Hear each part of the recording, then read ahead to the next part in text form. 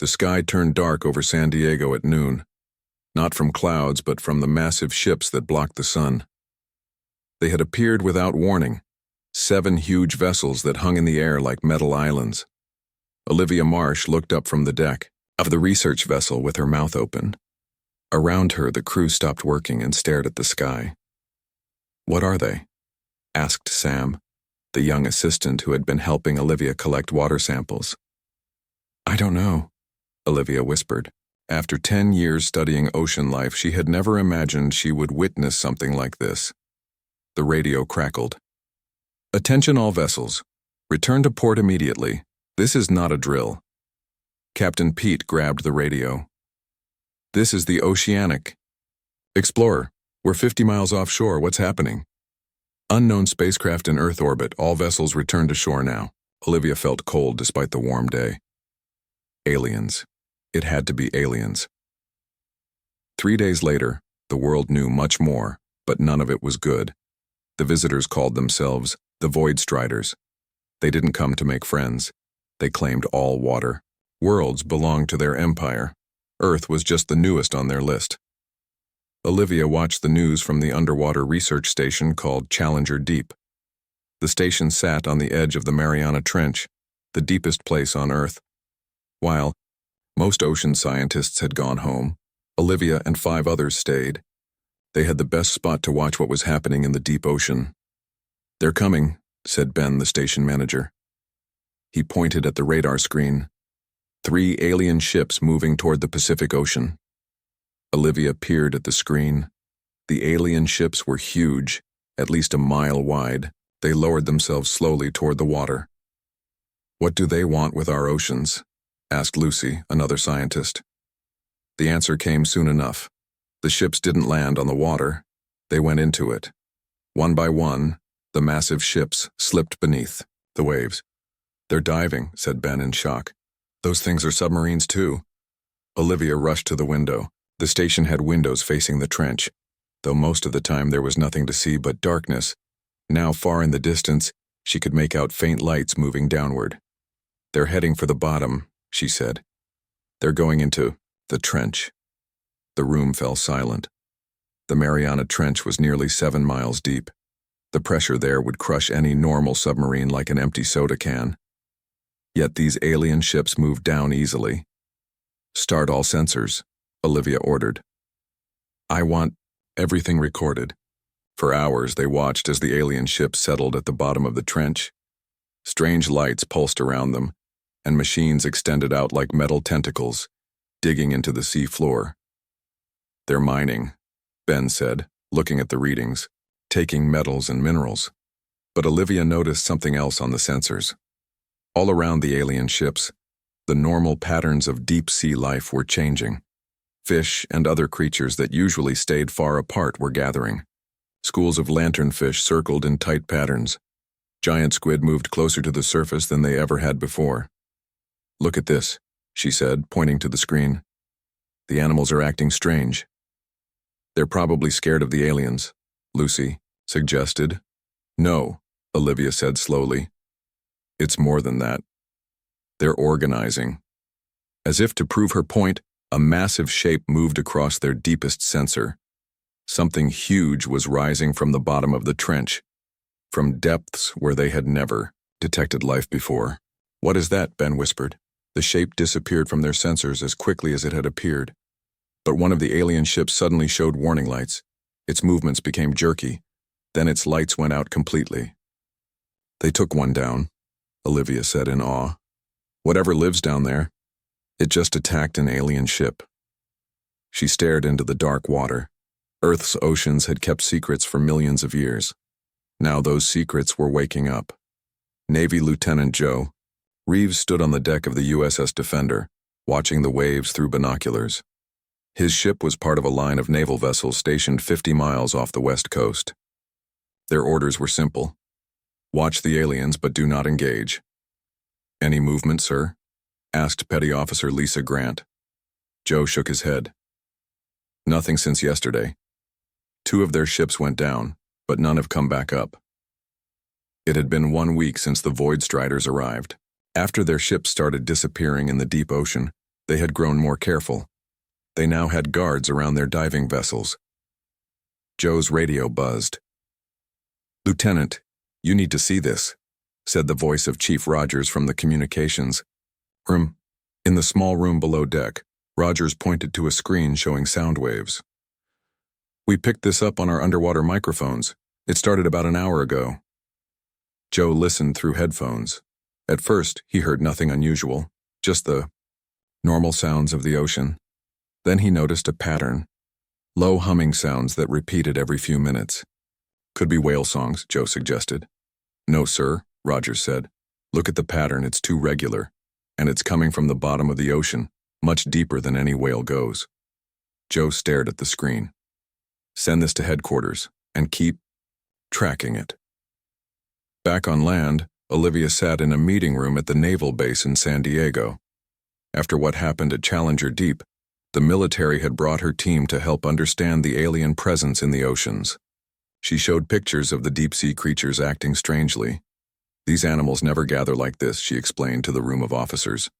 "They are loners, but now they move together, almost like they're working as a team." Admiral Wilson frowned. "Are you suggesting these fish are organizing against the aliens?" "Not just fish," Olivia said. "Something else, something bigger that we've never seen before." She played the video from just before the alien ship went dark. The grainy image showed a massive shape moving through the water. "We think this attacked their ship." The door opened and Joe walked in. "Sorry I'm late, sir," he said to the Admiral. "But we found something you should hear." He played the recording of the strange sounds. Olivia sat up straight, her eyes wide. "We've heard those too, from our underwater station." Joe looked at her with interest. "You're the scientists from Challenger Deep?" "I read your report." Admiral Wilson stood up. "Lieutenant Reeves, this is Dr. Marsh. She'll be joining your ship as a scientific advisor." The next day, Olivia stood on the deck of the USS Defender with Joe. In the distance, they could see one of the alien ships hovering above the water. "They're getting ready to put another harvester down," Joe said. Olivia checked her tablet. "The sounds are getting stronger. Whatever is making them is getting more active." As they watched, the alien ship slowly descended into the water. For an hour, nothing happened. Then suddenly the water around where the ship had entered began to churn and bubble. "Something's happening," Joe said, raising his binoculars. The sea foamed and swirled. Then to their amazement, the alien ship shot back up out of the water like a cork from a bottle. It rose unsteadily into the air, water streaming from its damaged hull. "Look!" Olivia pointed at the ship. Something was attached to its underside, something with long, dark tentacles that glowed blue at the tips. The alien ship spun in the air, trying to shake off whatever had grabbed it. Then a series of bright flashes came from the creature. The ship's lights flickered and went dark. It dropped back toward the ocean and crashed into the waves with an enormous splash. "Did you see that?" Olivia whispered. "It used some kind of electrical discharge." Joe nodded slowly. "I think we just saw who really rules the deep." On his radio, reports came in from other ships. The strange humming sounds were now being heard all across the Pacific Ocean. 3 more days passed. The Void Striders lost 5 ships to the mysterious ocean attacks. Now they were angry. Their largest ship, nearly 2 miles across, moved into position above Los Angeles. "They're making an announcement," said Joe, turning, up the radio on the bridge of the USS Defender. A voice speaking strange, broken English came through the speakers. "People of Earth, your ocean creatures attack our ships. This means war. Give us control of your waters or we will destroy your coastal cities." Olivia and Joe exchanged worried looks. The ship had sailed closer to shore after reports of increased deep-sea activity near the coast. "They think we control whatever is attacking them," Olivia said. Admiral Wilson called an emergency meeting on the flagship. Joe and Olivia joined. Officers from other ships in the crowded room.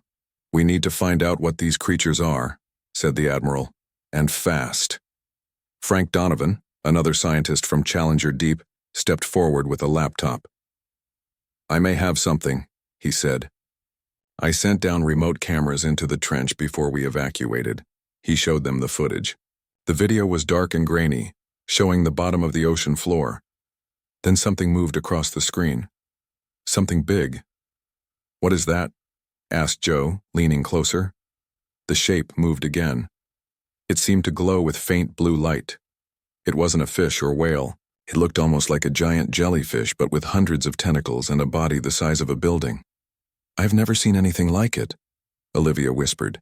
"It must live in the very deepest parts of the ocean, places we've never been able to explore." Frank nodded. The camera caught several of them.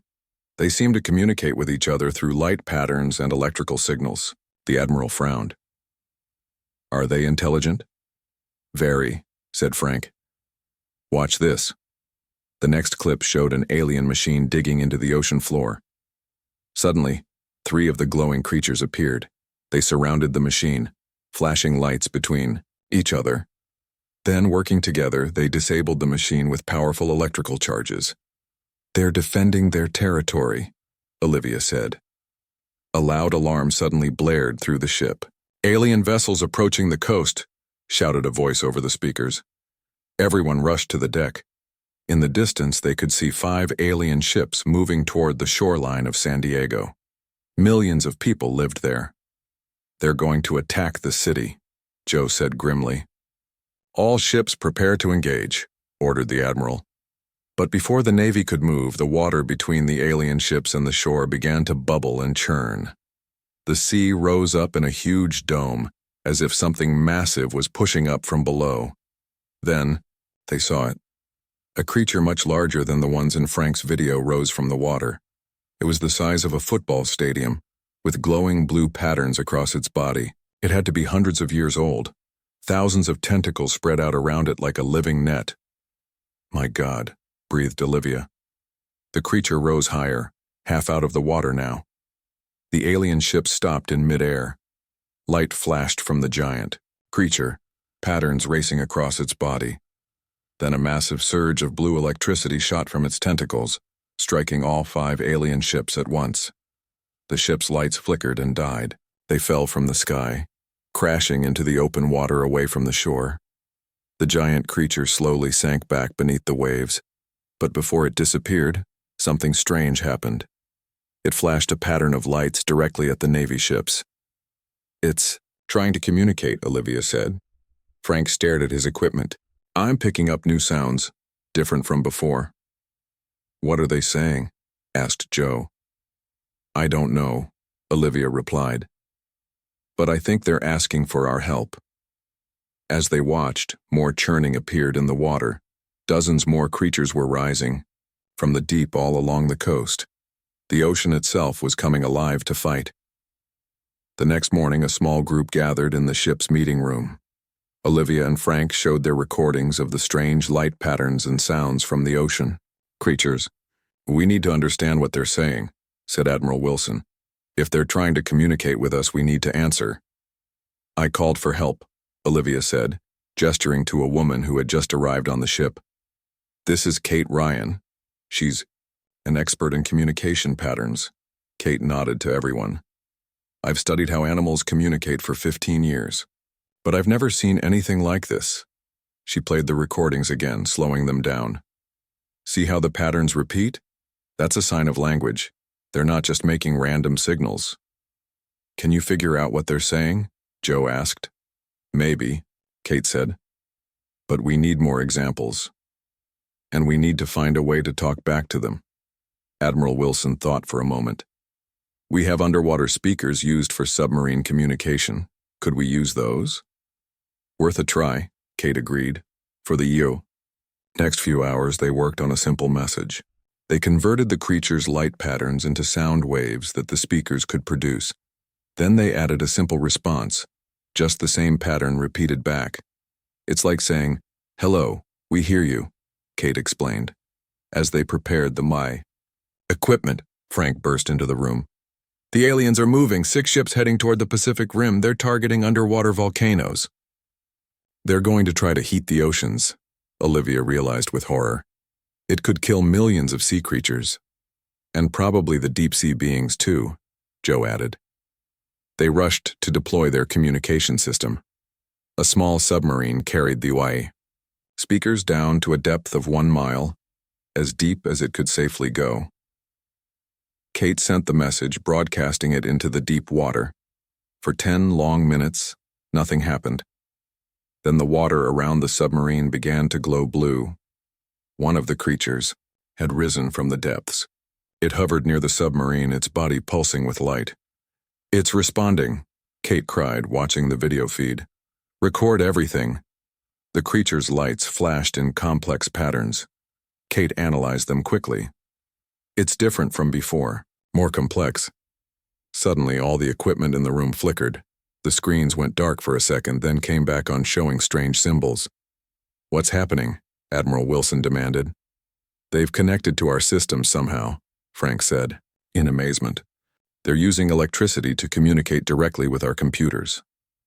The symbols changed, forming patterns that began to look like words. Crude, simple words in English. We, custodians, protect, ocean. Everyone stared at the screen.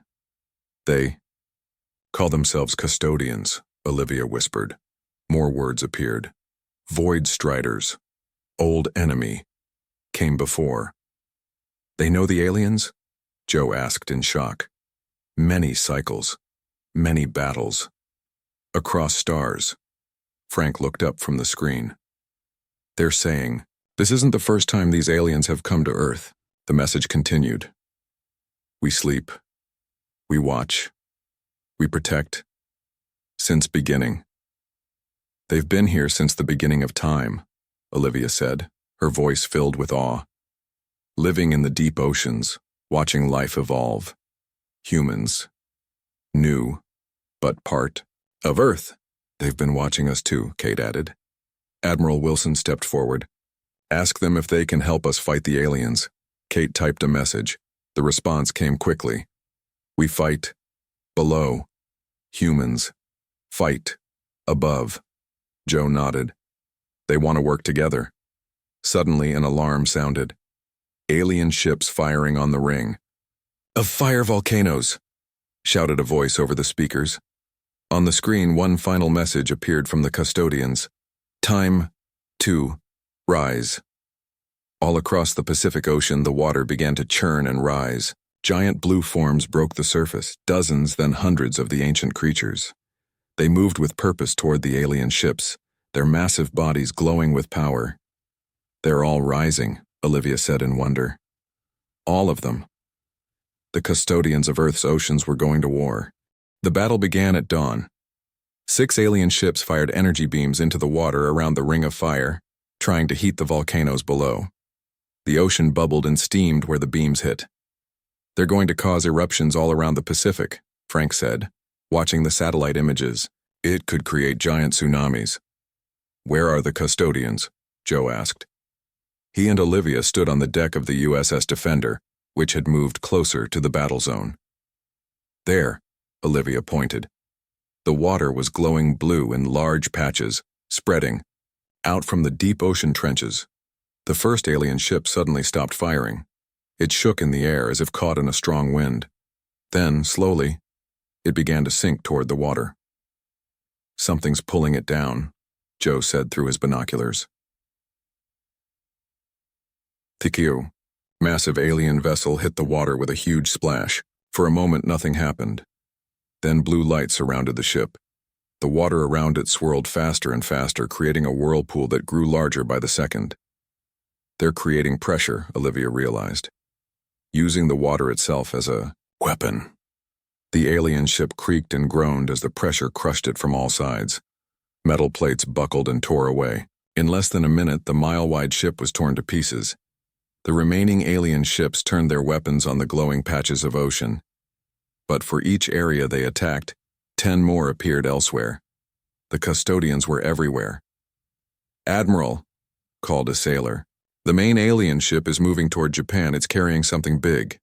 On the screens, they saw the largest alien vessel, the mothership, carrying a huge device that looked like a metal spear. "What is that?" Admiral Wilson asked. Kate was still monitoring the communications from the custodians. "They're sending a warning. That device can poison the entire ocean." Frank studied the images. It must be some kind of chemical weapon. If they release it in the deep currents, it could spread throughout all the world's oceans. We have to stop it, Olivia said. All ships target the alien mothership, ordered Admiral Wilson. Fire everything we've got. Navy vessels from 6 countries fired missiles at the alien ship, but energy shields protected it from damage.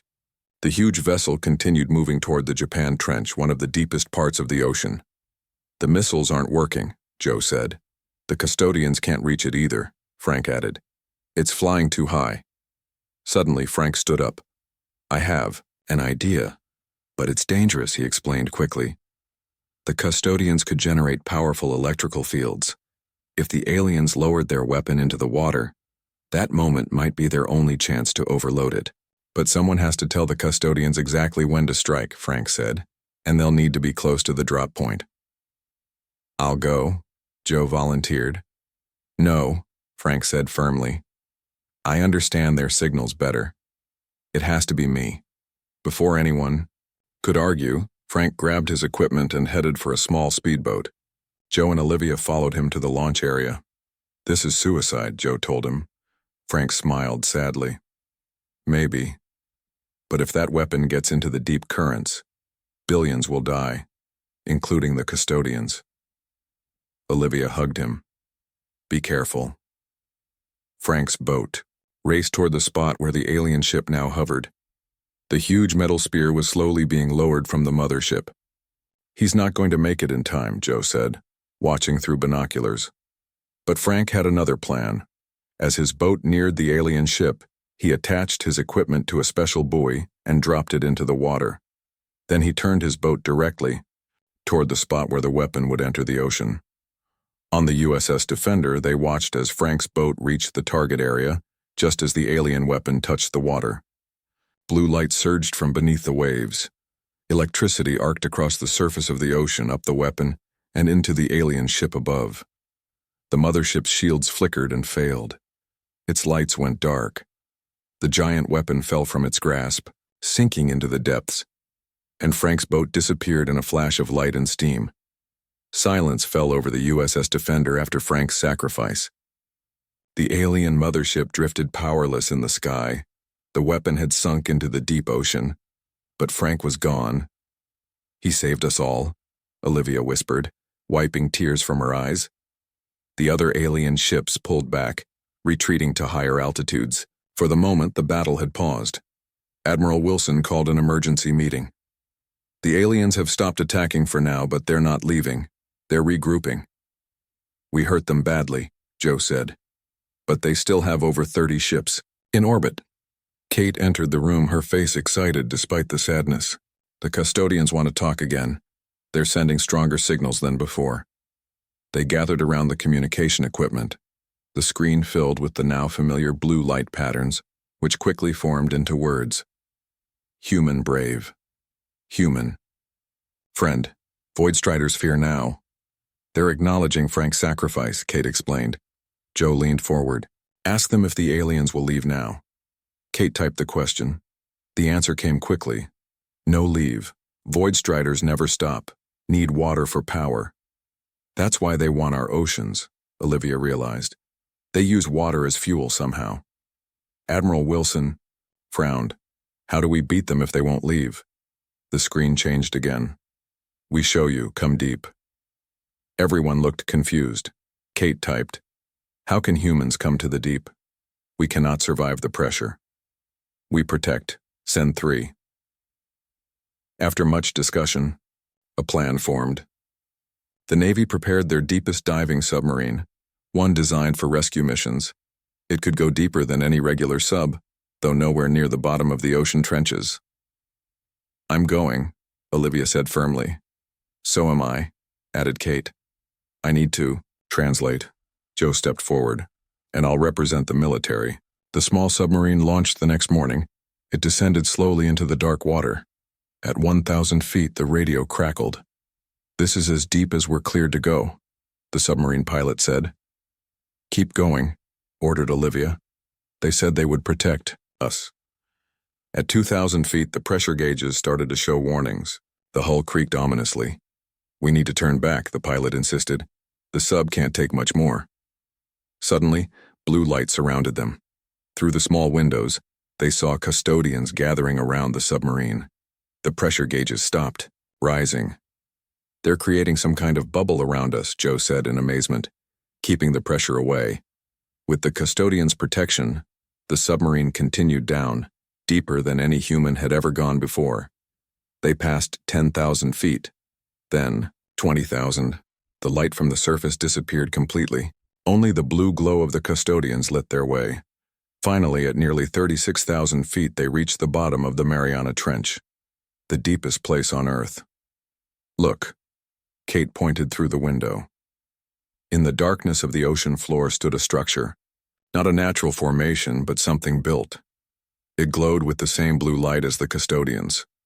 The structure was huge, like an underwater city made of coral and stone, pulsing with life and light. "It's their home," Olivia whispered.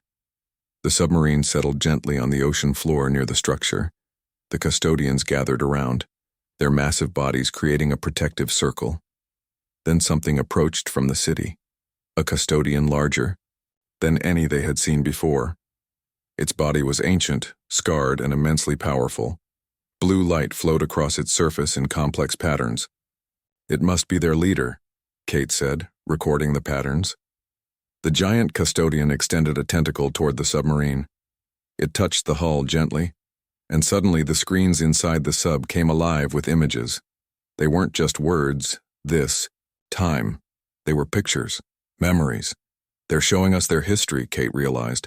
The images showed Earth as it was billions of years ago, the first single-celled life forms in the ancient oceans, and among them the first custodians already watching, already protecting.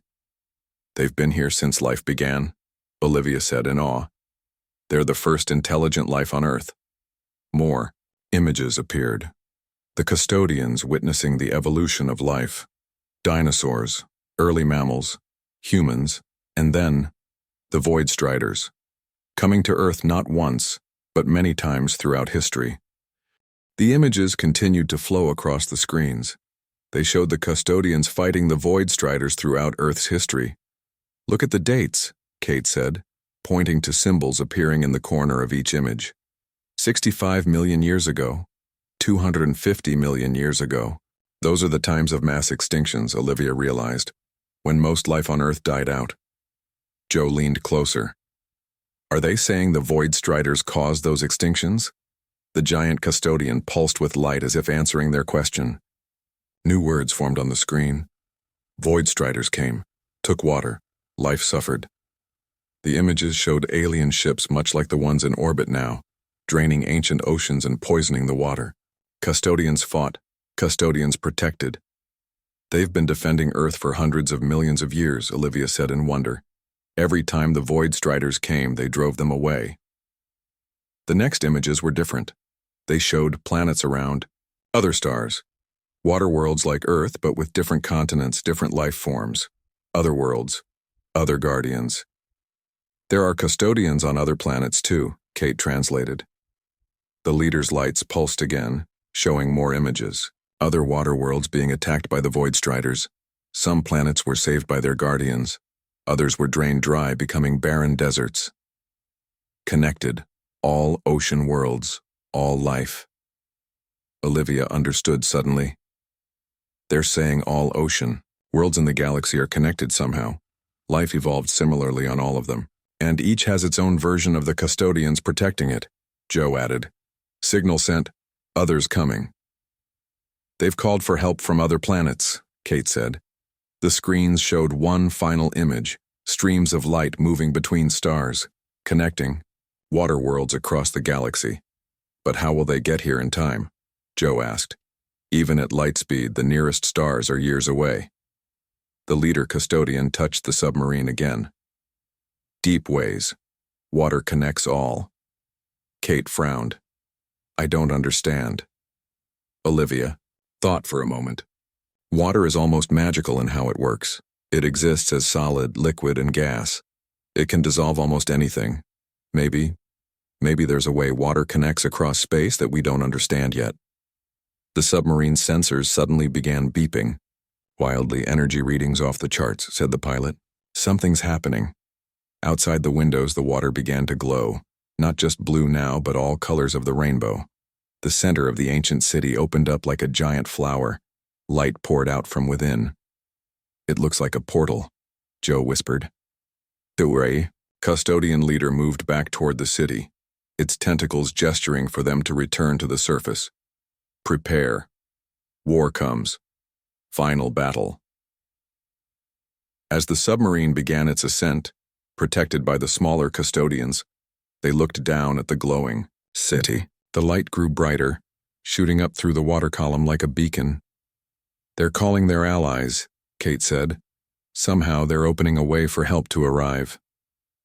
When they reached the surface, night had fallen. The alien ships were gathered in a tight formation high above the ocean. They seemed to be preparing for a massive attack. Admiral Wilson met them as they climbed out of the submarine. We've detected strange energy readings from all the ocean trenches around the world, he said. What did you learn down there? The custodians have been protecting Earth for billions of years, Olivia explained quickly. The Void Striders have come before many times. They caused mass extinctions in the past. And now? Asked the Admiral. Joe looked up at the night sky. Now, the custodians have called for reinforcements from other planets. As if on cue, the ocean began to glow worldwide. Light burst from the water in huge columns, reaching toward the stars. The final battle for Earth's oceans was about to begin. Dawn broke over a changed world. All night, columns of light had shot up from the oceans. Now, as the sun rose, people on every coast watched in awe as the water glowed with colors never seen before. On the USS Defender, Olivia, Joe, and Kate stood on the deck watching the sky. The alien mothership had gathered all its remaining vessels for one final attack. They're going to hit with everything they have, Admiral Wilson said grimly. The communication system crackled with a message from the Void Striders. Humans. Last. Chance. Give oceans or die. We take what we need. Joe shook his head. They still think we control the custodians. Maybe that's good, Olivia said. They don't understand what they're really facing. Kate was monitoring the signals from the custodians. Something's happening in the deep trenches. The energy readings are off the charts. Suddenly, the water around the ship began to move in strange ways. It swirled and rose in huge domes all across the ocean. Then, with a sound like thunder, the domes burst upward. Giant spouts of water shot into the sky like liquid towers. Water spouts, Olivia said. But not like any I've ever seen. The water towers rose higher and higher, defying gravity. They reached thousands of feet into the air, approaching the alien ships. The custodians are controlling the water itself, Kate realized. The alien ships fired energy beams at the rising water, but it made no difference. The liquid towers continued to climb. Then, from within the water spouts, huge shapes emerged. But they weren't just Earth's custodians. These beings had different colors and patterns. Some glowed purple, others green or red. They were similar to Earth's ocean guardians, but clearly from different worlds. The reinforcements, Joe whispered. They actually came. The alien ships turned to flee, but it was too late. The water spouts surrounded them, trapping them in a liquid cage miles above the Earth. Within the water, custodians from a dozen different worlds moved with purpose, their tentacles reaching for the alien vessels. The Void Strider mothership fired, its most powerful weapons creating huge explosions in the sky, but the water absorbed the blasts, and the custodians pressed their attack. One by one, the alien ships went dark as the custodians disabled their systems. The ships fell from the sky, not toward the ocean, but into the water spouts that carried them safely down to the surface. The mothership fought the longest, its shields holding against the combined attack. But finally, even its power failed. The massive ship drifted helplessly in the grip of the waterspout. Instead of destroying it, the custodians brought it down to hover just above the ocean near the USS Defender. A message appeared on Kate's screen. Speak to them. End war. Admiral Wilson nodded. Open a channel to the alien ship. On the screen, They saw the Void Strider leader for the first time. It looked like a tall, thin being with gray skin and large eyes. "Your weapons are disabled," the Admiral said. "Your ships are captured. Surrender now." The alien looked confused. "How? How did you bring ocean guardians from other worlds?" "We didn't." Olivia stepped forward. "The custodians did it themselves. Earth's oceans don't belong to humans. They never did. We share this planet with the oldest intelligence in our world." The leader was silent for a long moment, then it spoke quietly. "Our world lost its water long ago. We need it to survive." "Then ask," Joe said. "Don't take. Don't invade. There are better ways." The glowing water around the ships pulsed, and Kate translated the custodian's message. "All life needs water. Peace possible. War ends." 3 days later, the first peace talks began on a platform built over the Mariana Trench. Representatives from Earth sat with the Void Striders. Beside them, floating in water tanks, were custodians from Earth and 6 other planets. As Olivia watched the historic meeting, she felt a sense of wonder. Humans had always thought they ruled Earth. They had mapped the land, built cities, and claimed territories. But they had forgotten who really ruled the deep. Now a new age was beginning. Earth was joining a community of ocean worlds, connected by the most precious resource in the universe, water, and the ancient guardians who had protected it since the beginning of time.